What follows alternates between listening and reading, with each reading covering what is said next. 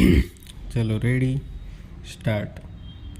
કહેવાતા બનાવમાં ફરિયાદી તથા તેમના ભાઈ રાત્રે સૂઈ ગયેલા હતા ત્યારે ફરિયાદીના ઘરમાંથી મોબાઈલ, ઇયરબડ્સ તથા ખિસ્સામાંથી રોકડા રૂપિયા 10,000ની ચોરી થયેલી છે. આરોપીઓના કબજામાંથી મુદ્દામાલ મોબાઈલ મળી આવેલ છે. રૂપિયા 10,000 તમામ આરોપીઓએ વાપરી નાખ્યા હોવાની કબૂલાત કરેલ છે, જ્યારે ઇયરબડ્સ રસ્તામાં પડી ગયા હોવાની કબૂલાત કરેલ છે. કહેવાતા બનાવમાં તમામ આરોપીઓ બપોરે ભેગા થયેલા અને તમામ આરોપીઓએ ભેગા મળીને ચોરી કરવાનું નક્કી કરેલું. કહેવાતા ચોરીના બનાવને અંજામ આપવા માટે હાલના આરોપી ડેવિડ અને અન્ય આરોપી નામે હેરિસન નીચે વોચમાં હતા અને અન્ય આરોપીઓ નામે Peter Parker, David. Flat number 302ની બારી ખુલ્લી હોય ચોરી કરેલી. ચોરી કર્યા બાદ તમામ આરોપીઓએ ચોરીના પૈસા સરખે ભાગે વહેંચી લીધેલા. મુદ્દામાલ મોબાઈલ ફોન પીટર પાર્કરે રાખી લીધેલો.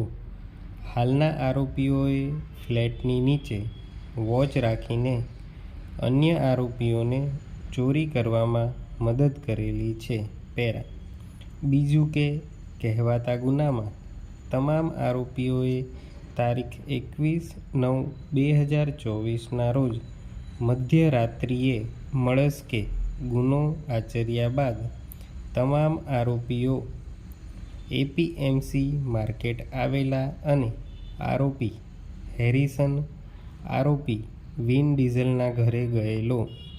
આરોપીઓ David, Peter, Harrison APMC market પાસે રોકાયેલા.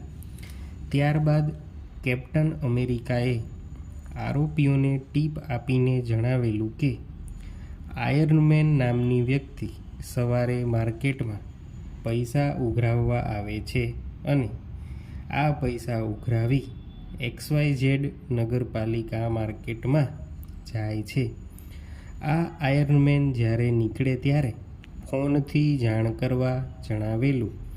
ત્યારબાદ તારીખ 21/9/2024ના રોજ સવારે 9થી 10ના ગાળામાં હાલના ગુનાના કથિત આરોપીઓએ અન્ય એક બીજા ગુનાને અંજામ આપેલો છે. આ બનાવમાં કથિત આરોપીઓ ડેવિડ, પીટર, હેરિસન અને વિન ડીઝલ ચારેય જણા ગેલેક્સી નાકા પાસે ઊભા રહેલા અને તે દરમિયાન કેપ્ટન અમેરિકાએ આયર્નમેનની મોપેડ લઈને નીકળેલા હોવાની વાત કરેલી, ટીપ આપેલી. ત્યારબાદ આરોપીઓ ડેવિડ અને પીટર મેસ્ટ્રો મોપેડ ઉપર તથા વિન ડીઝલ અને હેરિસન બર્ગમેન મોપેડ ઉપર બેસી આયર્નમેનનો પીછો કરેલો.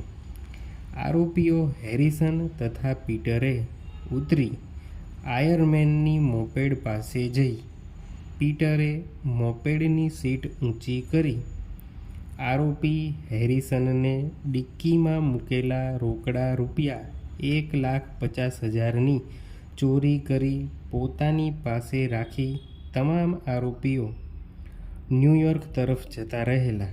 ત્યાં બધાએ રૂપિયા 12,500 પ્રમાણે વહેંચી લીધેલા. આરોપી પીટર પાર્કરના ભાગના રૂપિયા 12,500 વિન ડીઝલે લીધેલા. બાકીના 1,00,000 રૂપિયા આરોપી ડેવિડે પોતાને જરૂર હોવાનું કહી રાખી લીધેલા.